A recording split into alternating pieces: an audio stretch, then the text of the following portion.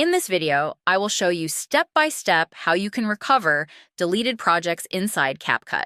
Now, what I want to do is head over to our CapCut app. What I'll do now is I will delete this project right here.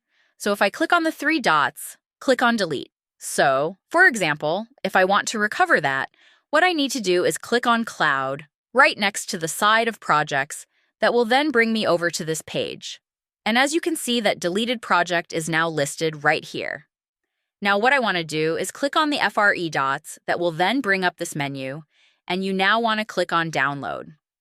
Once we click on Download, it will take a couple of seconds to a couple of minutes, depending on how long your video is. But what we can do then is head back over, and then as you can see, this project is now back where it should be under My Projects. So make sure every time that you are doing a project to upload it to your cloud. The next way is by clicking the iCloud button again. And here you can see Trash, click on it.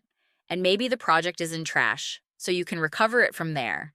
And this way, you will then be able to recover any deleted or corrupt projects inside of CapCut. So it's just that simple to recover projects inside CapCut, guys.